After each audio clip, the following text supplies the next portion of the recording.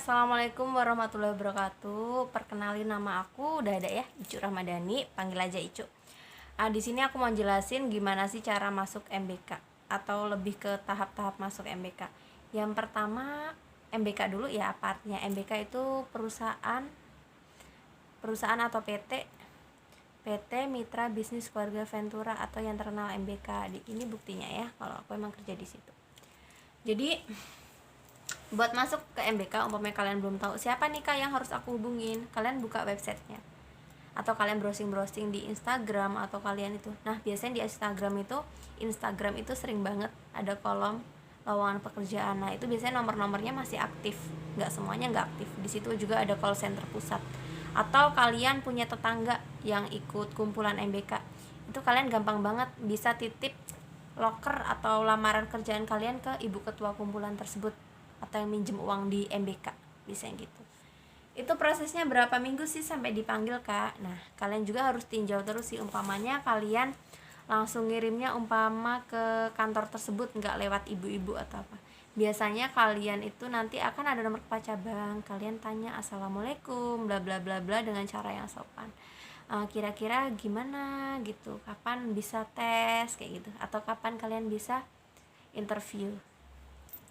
Kalau di MBK itu biasanya kalau kalian nanti udah ditelepon, itu biasanya langsung tesnya itu matematika dasar, ada 20 soal biasanya.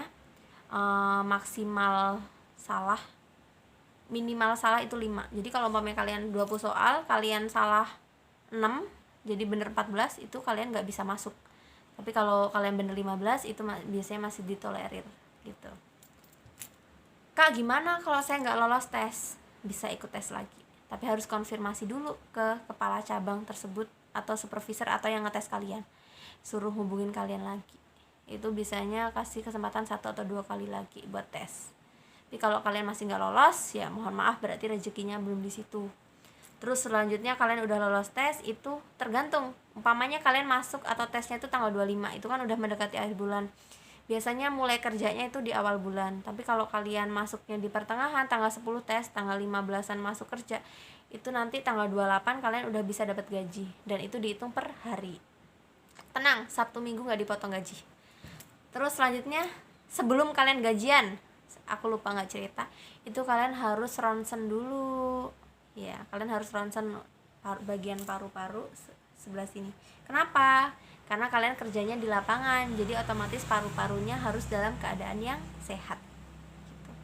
Gimana kalau paru-parunya nggak sehat? Mohon maaf, berarti belum bisa diterima. Kalau buat SMA itu biasanya maksimalnya umur 23, kalau buat S1 atau D3 itu maksimalnya umur 25 ya, per tahun atau per tanggal tersebut, nggak lebih. Jadi kalau umpamanya kalian ulang tahunnya Januari itu umur kalian umpamanya kalian daftar bulan Februari itu kalian udah 23 lebih atau gimana gitu, itu nggak bisa. Jadi kalau bisa tuh sebelum umur 25 atau pas umur 25 tuh let berapa bulan. Kalau nggak, kalian konfirmasi aja dulu ke kepala cabangnya bisa atau enggak. Umpamanya kalian udah lolos semua tahap seleksi, dari berkas, dari kesehatan, segala macam, dari umur, tadi udah saya jelasin ya. Kalian biasanya mulai kerja. Kalau account officer itu kerjaannya survei UK atau uji kelayakan, sama nanti ngambilin uang ke rumah ibu-ibu. Umpamanya aku desa Sriwangi, itu di rumah Bu Nur Rafiah. Nah, petugasnya umpamanya account officernya namanya Ria, berarti ngambil uangnya di Bu Nur Rafiah gitu. Survei, ngambil uang, setoran, segala macam. Kalau kepala cabang itu biasanya tugasnya survei dari surveian yang udah di UK atau uji kelayakan umum dari account officer, nanti disurvei ulang lagi sama kepala cabangnya. Biasanya tugasnya kayak gitu. Kak, kalau D3 S1 apa kerjanya sama? Kalau di MBK mau kepala cabang, mau wakil kepala cabang, mau account officer, itu kerjaannya sama. Kecuali bagian TL atau input data, itu kerjaannya di kantor gitu. Mungkin cukup sekian buat yang aku sampein ya, karena di sini aku udah nyampein persyaratan atau step-stepnya buat lamar kerja.